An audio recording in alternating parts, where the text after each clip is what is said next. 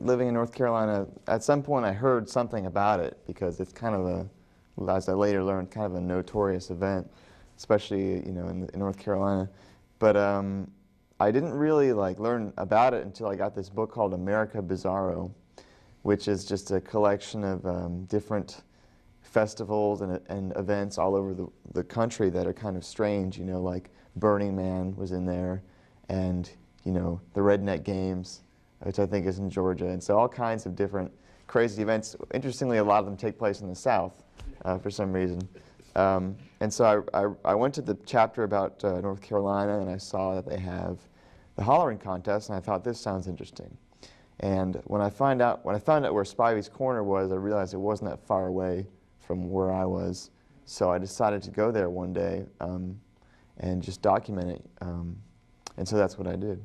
I say it's the first documentary film of note because, as a kid, I had I had a video camera when I was in high school, and I would just kind of walk around the neighborhood, the yard, and around the house and just document things.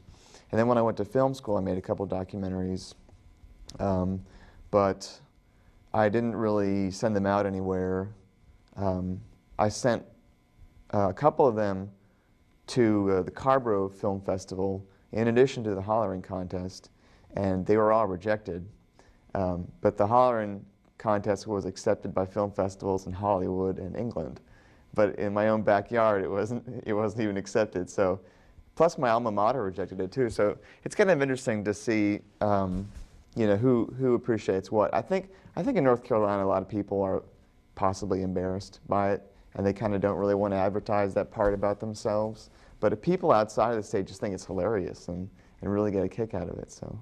Yeah, I mean, I do have ambitions to make, fiction films, and I'm writing some, but documentaries seem more in reach at this point because there's a great documentary film festival in town, Full Frame, and then there's The Happening at Duke, and there's CDS, and all kinds of great resources in the area, and also you don't need a big budget to make a documentary, and you can do it with just yourself and a couple other people, although it really helps to have more people than just yourself, as I've found.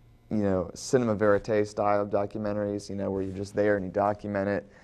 D.A. Pennebaker does that a lot, and the problem with that for me is you need to have a lot of time, and you need to be around your subjects for a very long time, and then only then, after you've shot hundreds of hours of footage, can you piece together this movie.